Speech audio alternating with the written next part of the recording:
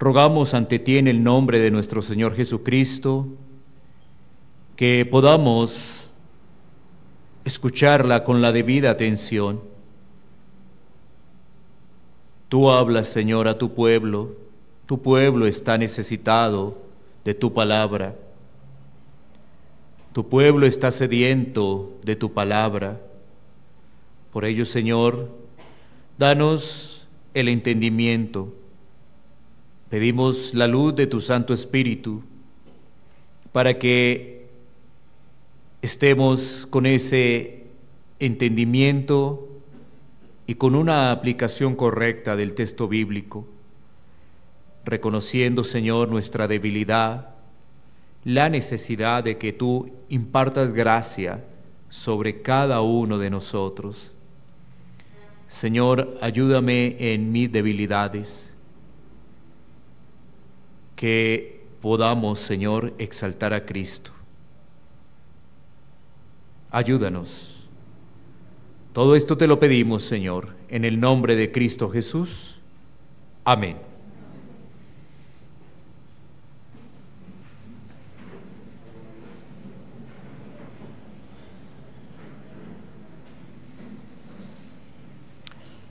Bueno, hoy vamos a terminar esta segunda carta del apóstol Juan. Recordemos que ya hemos visto los 6 primeros versículos, donde se ha girado en torno a la verdad. Por supuesto, verdad en amor. Y ahora tenemos esta segunda sección, esta segunda parte, donde tendremos como tema cuidado con los engañadores. Cuidado con los engañadores. Estamos inmersos en un mundo donde se fabrican mentiras por todo lado, filosofías, en los argumentos para presentar nuevas teorías, en los negocios, en la política, por supuesto, en la religión. Hay mentiras, hay engaños, eso está a la orden del día. Cuando vamos a la palabra de Dios, la palabra nos enseña que hay un padre de mentira, es decir, quien está detrás de todo este engaño. En Juan, en el capítulo 8, versículo 44, se nos recuerda lo siguiente: vosotros sois de vuestro padre el diablo, y los deseos de vuestro padre queréis hacer. Él ha sido homicida desde el principio y no ha permanecido en la verdad, porque no hay verdad en él. Cuando habla mentira, de suyo habla, porque es mentiroso y padre de mentira. Así que la Biblia, en su sabiduría, nos muestra la realidad en la que vivimos, donde hay engañadores por todo lado. Por ejemplo, hay personas que en su trabajo hacen trampa. Ellos se están engañando. Hay supuestos filósofos que han adulterado sus títulos. Ellos están engañando. Hay vendedores que para vender sus productos ofrecen cosas que no son ciertas. Ellos están engañando. Hay supuestos maestros y pastores que enseñan la palabra y son obreros fraudulentos, son engañadores. Entonces, para poder entender el panorama del engaño, debemos ir a la palabra de Dios, donde se nos dice de dónde proviene este mal, qué es lo que busca, y también se nos dice cómo contrarrestar a estos engañadores. Muchas personas buscan respuestas fuera de la Biblia y lo que encuentran son argumentos a su favor, pero para defender su pecado, para sustentar su arrogancia, para presentar argumentos y no sujetarse, y así dar rienda suelta a la carne. Y el resultado es un corazón arrogante que sigue engañado, pensando que conoce una supuesta verdad, pero sigue más bien en las tinieblas. Y eso es estar en esclavitud y no en libertad. Solo en Cristo hay libertad, y solo en Cristo se pueden desenmascarar a los falsos maestros. Es por ello que la Biblia, tanto en el Antiguo Testamento como en el Nuevo, alerta de este tipo de personajes. Miremos un momento el Antiguo Testamento en Jeremías 14:14. Jeremías 14:14. Dice la palabra de Dios: me dijo entonces Jehová, falsamente profetizan los profetas en mi nombre. No los envié, ni les mandé, ni les hablé. Visión mentirosa, adivinación, vanidad y engaño de su corazón os profetizan. Este pasaje nos muestra cómo en el antiguo Israel estaban circulando este tipo de personajes que caminaban más bien en su vanidad. Se autollamaban como enviados de Dios cuando Dios no los había enviado.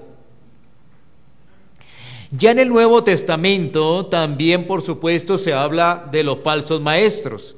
Nuestro Señor Jesucristo dijo en Mateo 7:15 al 20 lo siguiente.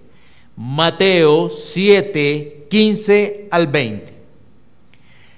Guardaos de los falsos profetas, que vienen a vosotros con vestidos de ovejas, pero por dentro son lobos rapaces. Por su fruto los conoceréis. ¿Acaso se recogen uvas de los espinos o higos de los abrojos? Así, todo buen árbol da buenos frutos, pero el árbol malo da frutos malos. No puede el buen árbol dar malos frutos, ni el árbol malo dar frutos buenos. Todo árbol que no da buen fruto es cortado y echado en el fuego. Así que, por sus frutos los conoceréis. Efectivamente, como lo dice el pasaje allí, por sus frutos se conocen. Aunque parece que saben, su forma de vida dice otra cosa. Pero también después de la muerte y resurrección de nuestro Señor Jesucristo, tenemos allí el desarrollo de la iglesia primitiva, y en el libro de Hechos se nos registra lo siguiente sobre estos falsos, sobre estos engañadores.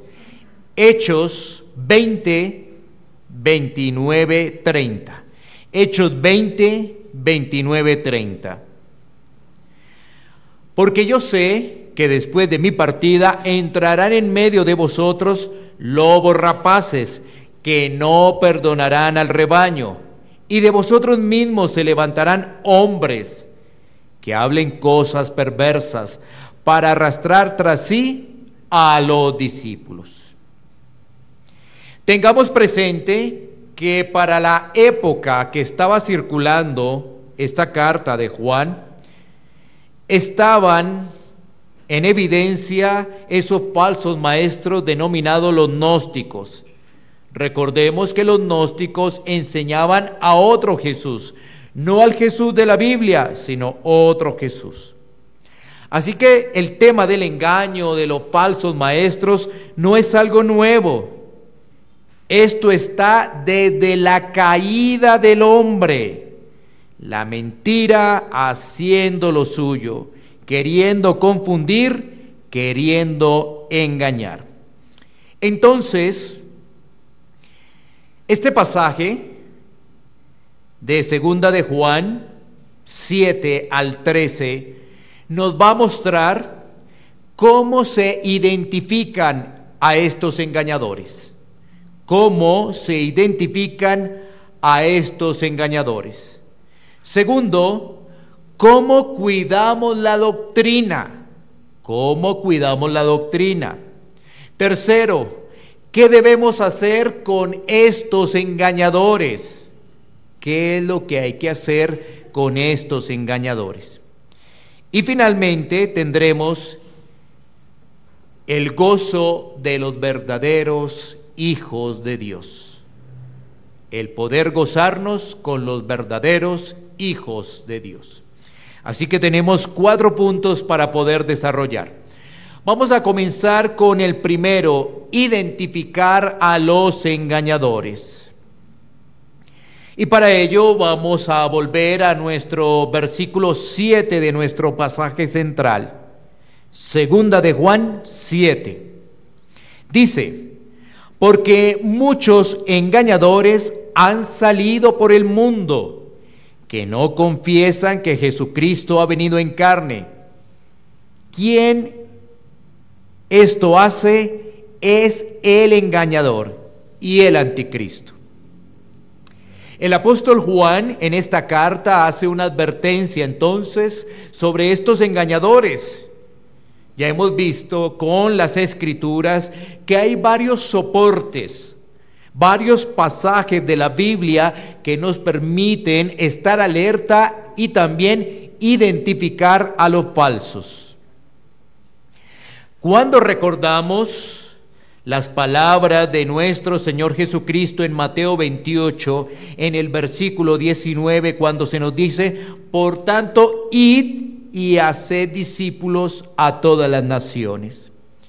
Entonces podemos traer a observancia este pasaje de segunda de Juan 7, ¿cierto? Donde se nos dice que muchos engañadores han salido por el mundo.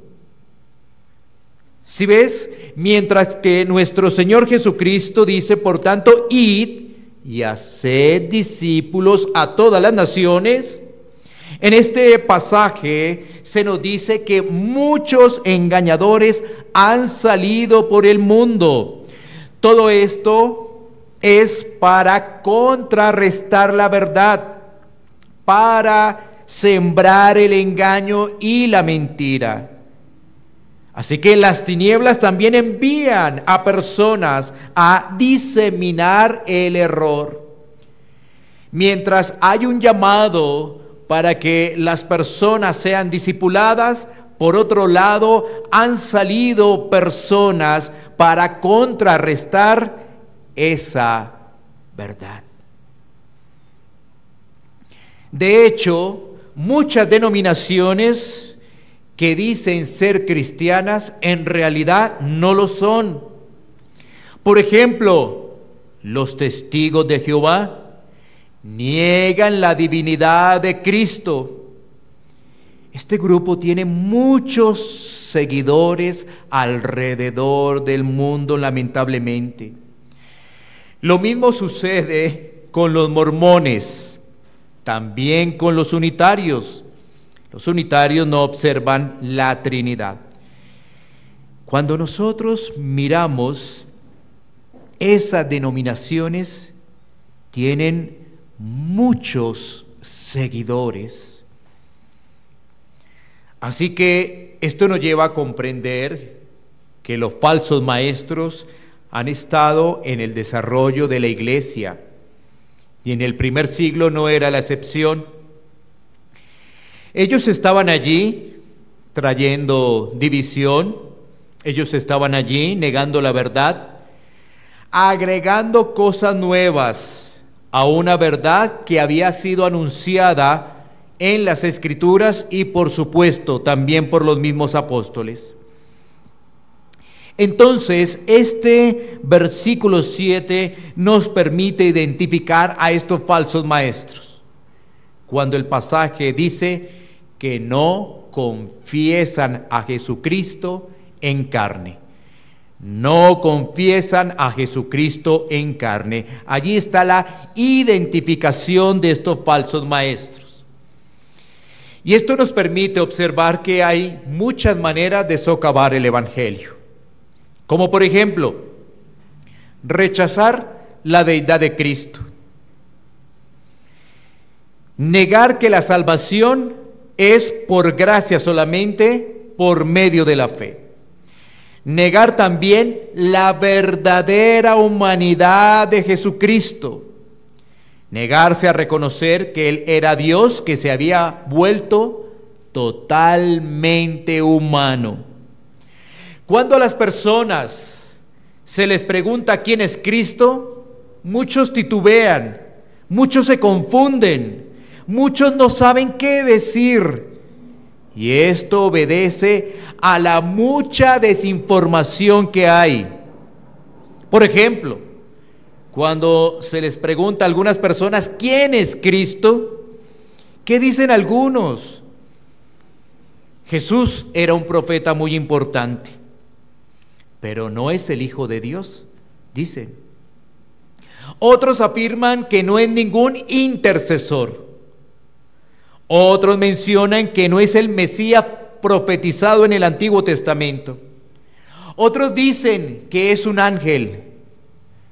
Como observas, son tantas cosas que dicen, pero que realmente no concuerdan con las Escrituras. Pero además, estas personas, cuando afirman ello, lo hacen con vehemencia para que los demás se sientan identificados con ese discurso. Pero no hay que olvidar cuando se dice, por sus frutos los conoceréis. Es decir, no es solamente que ellos hablen, que aparentemente tienen la verdad, sino cómo viven eso que ellos hablan.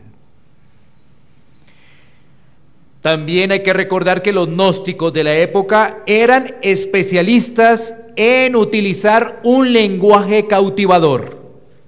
Como por ejemplo, mencionar que Jesús era un mensajero de la luz, que traía la gnosis, es decir, el conocimiento secreto, para que el alma pudiera regresar al Dios o al Ser Supremo. Claro, cuando se dice un mensajero de luz, eso llama la atención para algunas personas. Cuando se les dice es que ese mensajero es el canal que tiene maestros para regresar al Ser Supremo. Estos engañadores decían que solo sus maestros podían tener esa revelación y que eran los únicos indicados para guiar a las personas a ese conocimiento. Es decir, estos maestros eran los únicos que tenían esa luz, eran los únicos que podrían propagar esa revelación. Los demás no tenían ese conocimiento. También estos gnósticos decían que el cuerpo físico de Jesús era una ilusión. Jesús solo se manifestó como humano, por eso no tuvo un cuerpo físico, un cuerpo real. Y entonces ahí ellos argumentaban, los gnósticos, que Jesús no había podido sufrir en la cruz porque no tenía un cuerpo mortal. Esas son las enseñanzas que fomentaba este grupo. Ahora, ¿qué querían hacer estos falsos maestros? Varias cosas querían hacer. Primero, desacreditar la verdad de los apóstoles, enseñando que había algo más. Esto nos recuerda que hoy en día hay muchas personas que creen en la Biblia, pero por partes, que también la desacreditan y además afirman de nuevas revelaciones, lamentablemente. Debemos recordar que el canon de las Escrituras está cerrado.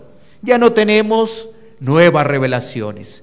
Sin embargo, algunos acuden a la mentira, presentando nuevas revelaciones. Segundo, estos falsos maestros buscaban seguidores para seguir propagando la mentira. Estos gnósticos querían dividir la iglesia para que el mensaje quedara débil y más bien más personas le siguieran. Tercero, estos falsos maestros no se sujetaban a la iglesia en este caso de este primer siglo. Por el contrario, buscaban generar murmuraciones y que llegara la duda frente a las enseñanzas que reproducían los apóstoles. Cuarto, estos falsos maestros hacían acepción de personas, es decir, aquellos que no les copiaban ese mensaje, lo rechazaban. Quinto, vivían una vida sin control moral. Estas personas aparentemente se concentraban en lo espiritual, pero daban rienda suelta a la carne. Así que su testimonio era más bien desacreditar a Cristo, una vida liviana, una vida concentrada en el pecado. Esto era un desastre, este tema de los falsos maestros. Por eso la advertencia que hace Juan. Ahora, identificándolos, tenemos que ver nuestro segundo punto, que es cuidar la doctrina.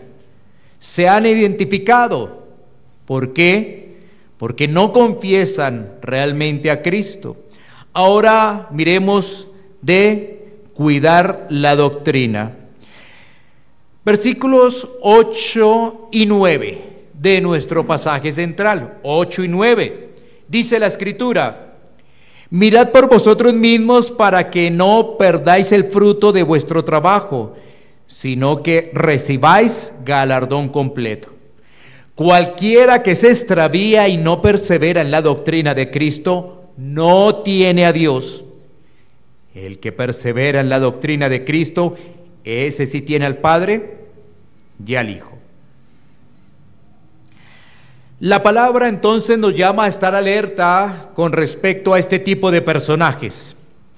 De hecho, en la primera carta de Juan, que ya la hemos estudiado, se han entregado características de los que son verdaderos creyentes.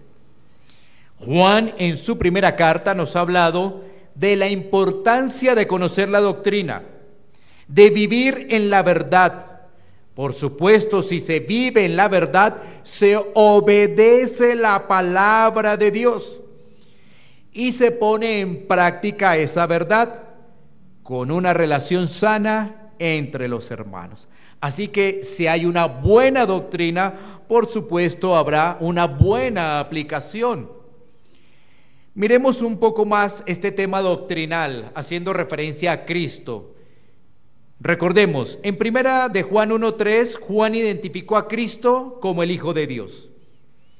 En primera de Juan 2:1, Juan lo presenta como el abogado de los creyentes ante el Padre. En primera de Juan 2:22 y 23, Juan declaró que los que niegan a Jesús, que es el Cristo, no conocen a Dios. En primera de Juan 3:8 señaló que Jesús ha destruido las obras de Satanás. En primera de Juan 4:14 se afirmó que el Padre envió al mundo al Hijo como Salvador. Y en primera de Juan 5:9 al 13 se nos habla de aquellos que creen en Cristo, tienen la vida eterna. Así que negar estas verdades, negar que Jesucristo es el Mesías prometido, es propagar una doctrina de los infiernos. ¿Quién hace esto? Las tinieblas, los anticristos.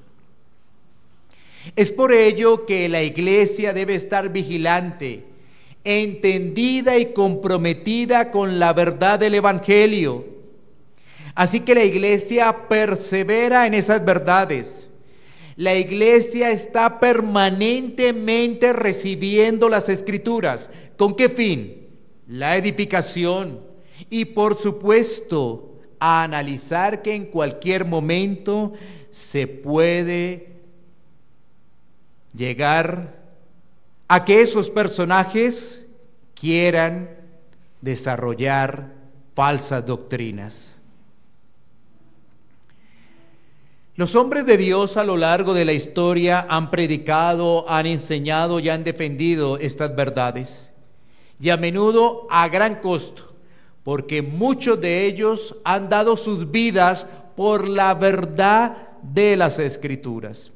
De hecho, los mismos apóstoles, por defender la verdad, sufrieron, y muchos de ellos hasta la muerte. Pablo le dice a Timoteo lo siguiente en 1 Timoteo 6:20, 21. 1 Timoteo 6:20, 21 dice: Oh Timoteo, guarda lo que se te ha encomendado, evitando las profanas pláticas sobre cosas vanas y los argumentos de la falsamente llamada ciencia, la cual profesando algunos se desviaron de la fe. La gracia sea contigo. Amén. Pablo le dice a Timoteo que hay que estar alerta, hay que estar muy activados, porque fácilmente se puede diseminar ese error. Así que los creyentes debemos tener discernimiento y rechazar de modo tajante el engaño de los falsos maestros, sin importar que estos apelen a decir es que ellos no tienen amor. Hoy en día vivimos en una sociedad donde solamente se vende el amor, pero el amor sin la verdad es un amor falso. La verdad está con el amor está con la verdad. No los podemos separar, porque de lo contrario sería engaño, de lo contrario sería falsedad. Recuerda, el verdadero amor se fundamenta en las Escrituras por medio de nuestro Señor Jesucristo, quien fue a la cruz por pecadores y los rescató de esa manera vana de vivir. Teniendo presente esto, podemos mirar los siguientes versículos. Versículos 10 y 11. ¿Cuál es la instrucción que se nos da allí? Versículos 10 y 11. Dice la Escritura: si alguno viene a vosotros y no trae esta doctrina, no lo recibáis en casa, ni le digas bienvenido. Y versículo 11. Porque el que le dice bienvenido participa en sus malas obras. ¿Qué hay que hacer? Apartarse de los engañadores. Apartarse de los engañadores. Eso es lo que dice ahí la palabra. La hospitalidad para maestros itinerantes era común en el tiempo del apóstol Juan. Maestros que iban de iglesia en iglesia llevando supuestamente la palabra, y como iban de iglesia en iglesia eran recibidos en casas para posar allí y después compartir el evangelio. Entonces, aquí el pasaje nos muestra que los creyentes no deben recibir ni brindar atención a estos falsos maestros que intentan engañar, ya que si se recibían a esas personas, daría apariencia de que estaban creyendo en ellos y que estaban de acuerdo con ese tipo de enseñanzas. Aquí es importante anotar que cuando no hay una definición bíblica realmente del amor, entonces se corre el riesgo de admitir en la iglesia a personas que buscan dividir. Así que los falsos maestros son una gran amenaza para la convivencia de la iglesia. Y el apóstol Juan es muy contundente. Él dice, no los recibas, porque si los recibes, participas de sus obras.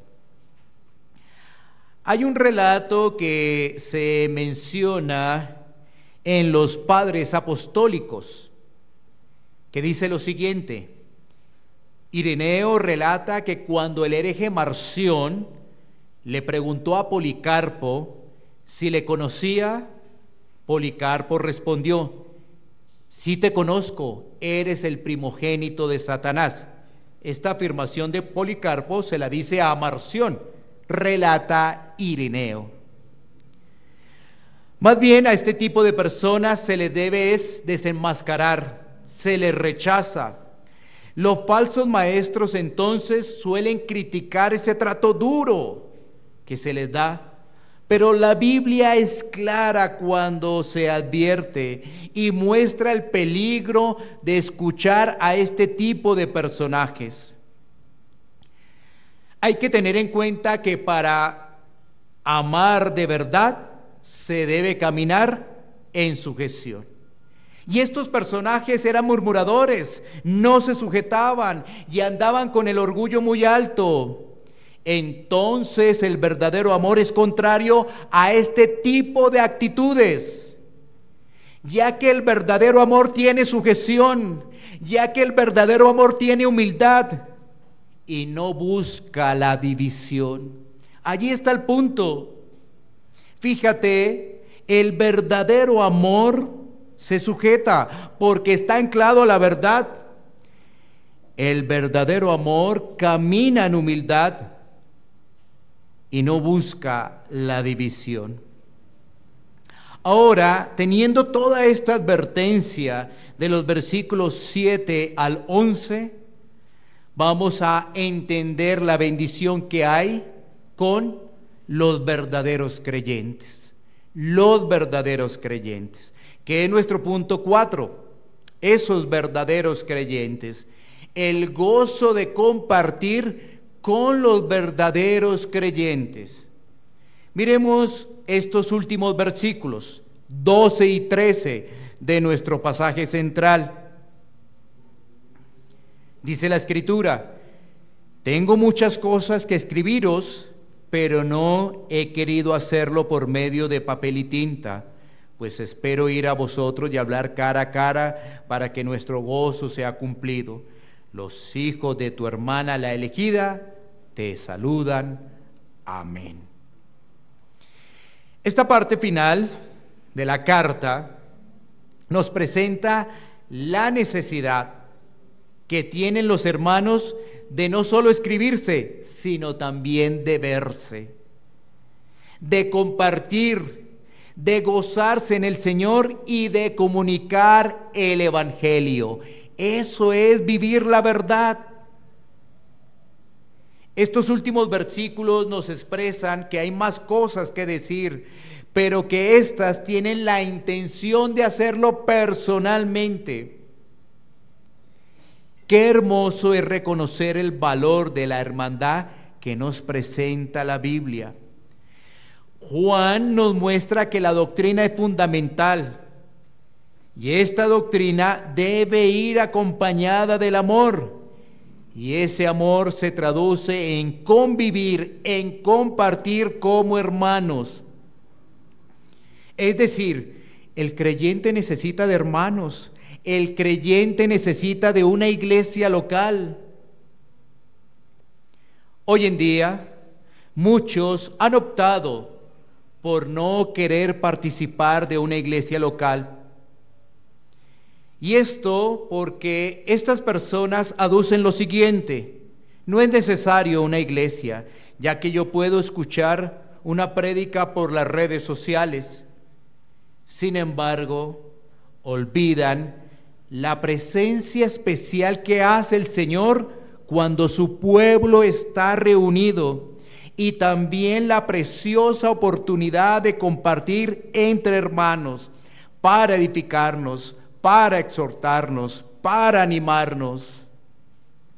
Otros dicen que no necesitan la iglesia porque hay mucha hipocresía. Entonces, esas personas pareciera que andan perfectos, que ellos no tienen ni una mancha.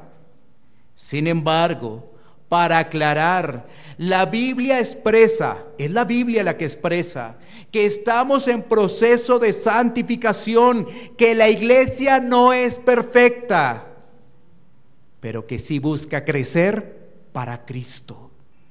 Y entonces entendemos que en la comunión crecemos en paciencia, crecemos en perdón, crecemos en comunicación, como lo dice el apóstol Pablo en Colosenses capítulo 3, versículos 13 y 14. Colosenses 3, versículos 13 y 14.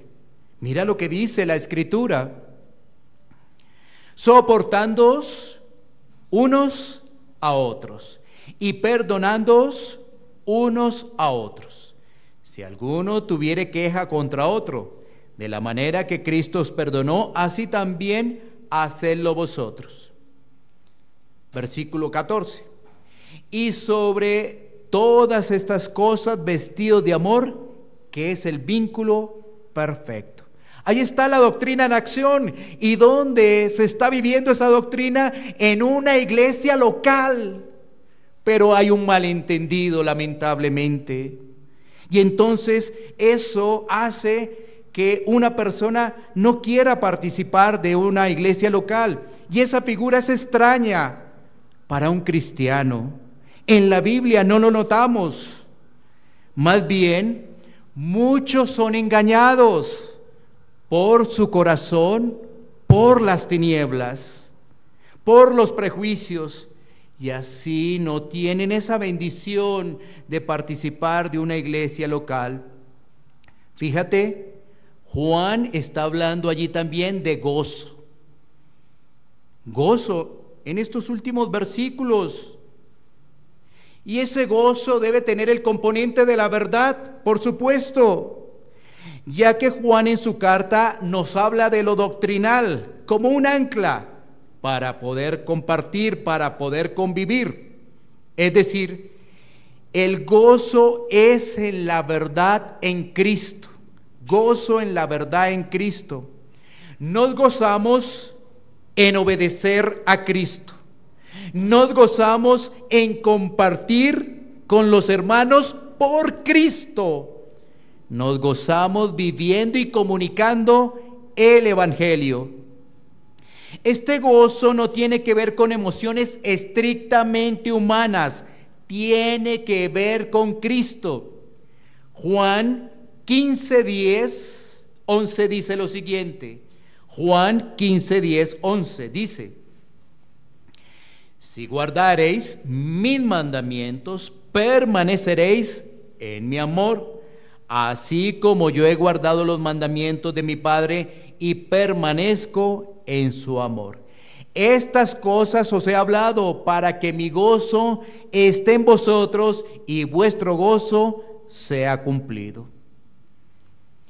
Con esta porción bíblica podemos observar la relación del gozo ¿con qué? Con la obediencia, con la perseverancia, con el amor, con el testimonio, y todo eso está en Cristo. Fíjate, obediencia, perseverancia, amor, testimonio, y todo eso está relacionado con Cristo. Así que nos gozamos en la verdad, nos gozamos en la comunión, nos gozamos porque esta comunión que vivimos es un ejemplo de la eternidad. Considera lo siguiente: en la eternidad con el Señor, no vas a estar solo adorando. No.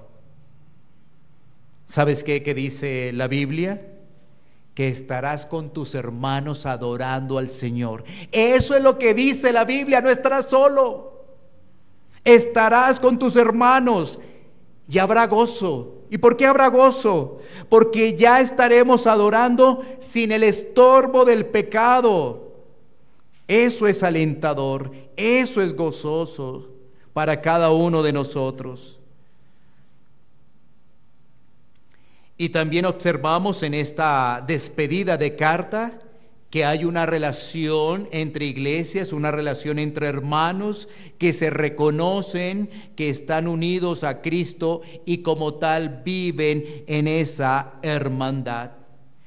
Los hijos de Dios son los verdaderos y entre los hijos de Dios nos gozamos en la comunión. Miremos algunos puntos a considerar como conclusión de esta carta antes de llegar a los desafíos de este pasaje. Miremos conclusiones. La verdad es algo que no se puede negociar.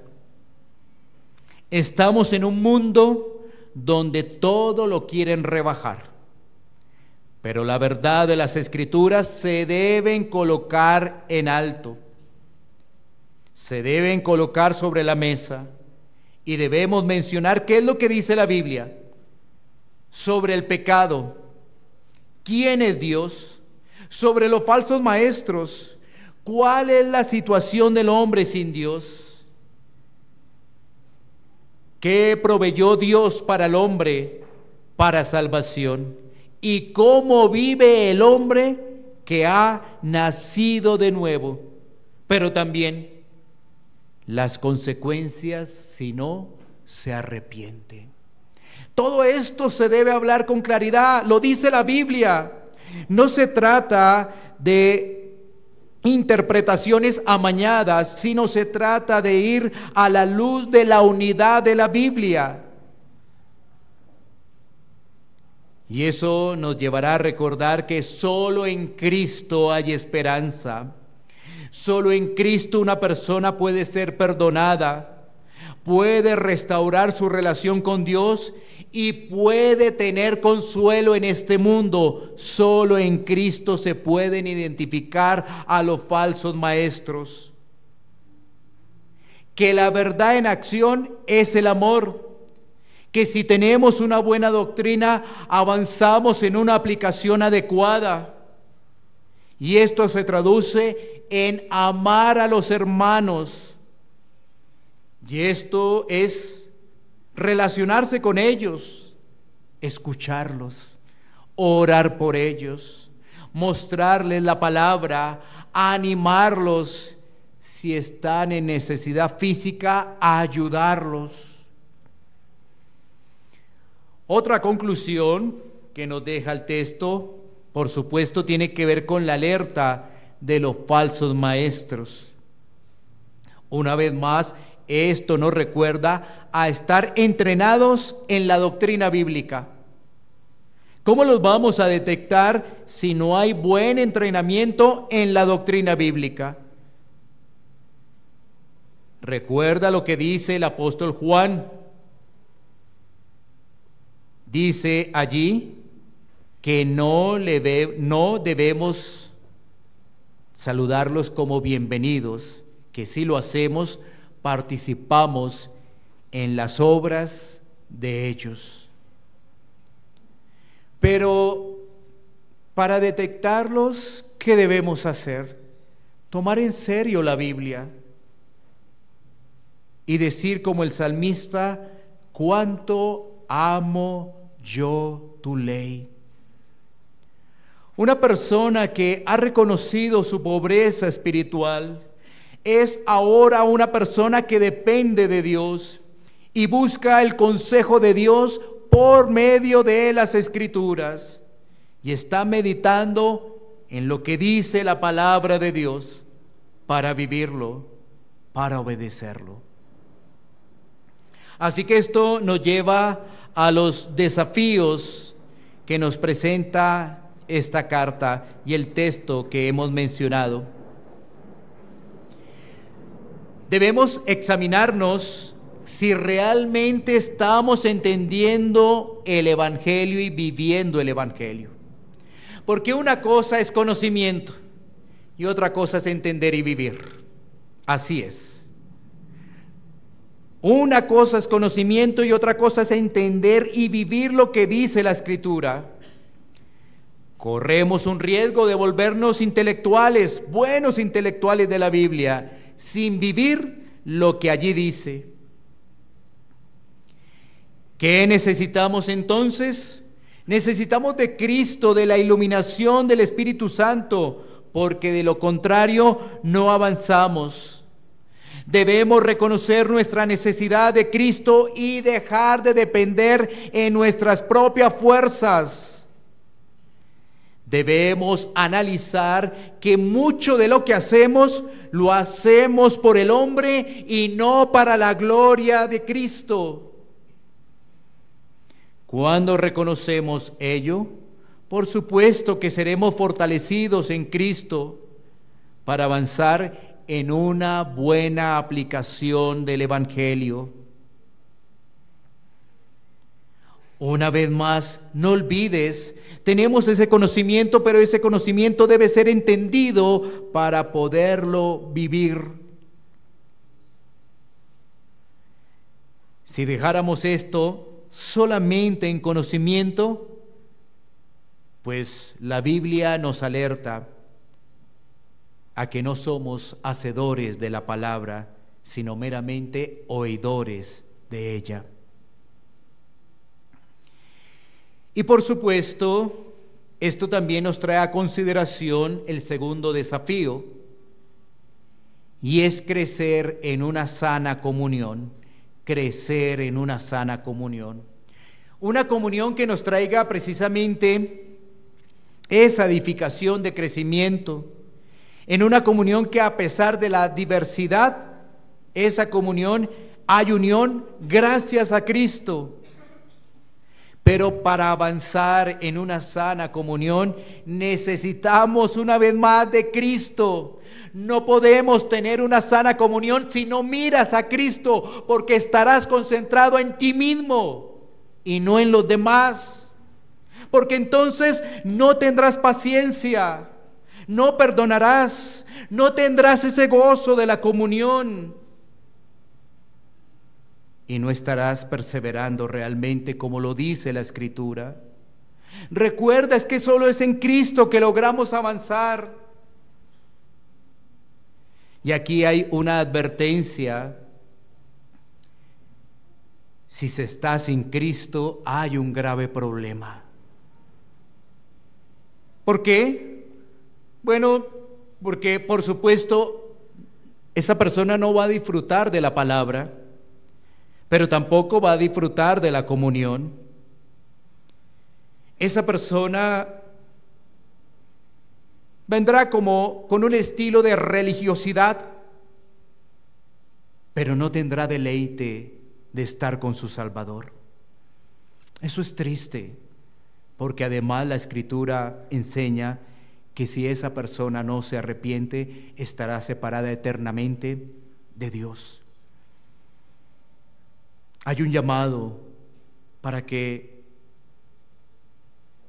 esa persona que no disfruta de la palabra, que no disfruta de la comunión, pueda mirar su pecado, pueda mirar su rebeldía ante Dios y pueda clamar por Cristo, recordando que solamente en Cristo hay esperanza, solamente en Cristo. Tengamos presente que no podemos avanzar en nuestra vida cristiana si realmente no estamos entendiendo el Evangelio. Tener un entendimiento del Evangelio nos lleva a escucharnos, a mantener una comunicación fluida, a perdonarnos, a ser perseverantes en esos medios de gracia, a estar orando los unos por los otros. Eso es entendimiento, eso es vivir realmente el Evangelio. Pero una vez más, si no hemos hecho eso, la pregunta es, ¿por qué no lo hemos hecho? ¿Por qué seguimos como estancados? Estamos dejando que las tinieblas ganen terreno con la división, con la murmuración, con la falta de paciencia. ¿O más bien deberíamos permitir que a través de nuestro reconocimiento podamos decir: Cristo, tú eres lo más importante y me he enfocado en mí? Cristo, tú eres mi Salvador y solamente me enfoco en el problema, no en la solución. No podemos dejar desapercibidas estas consideraciones, ya que terminar de estudiar esta carta es un gran reto para la iglesia. Es un gran reto para parecernos cada vez más a Cristo. Tenemos que enfocarnos en nuestro Señor, en nuestro Salvador. De lo contrario, podríamos ser fácilmente engañados por nuestro corazón. Pero para aquel que está sin Cristo, está la posibilidad de ver su pecado, de pedir perdón y de ir a Cristo. Y para aquellos que estamos en Cristo, tenemos ahora la posibilidad de reconocer nuestro pecado. No es culpa de los demás, es culpa mía.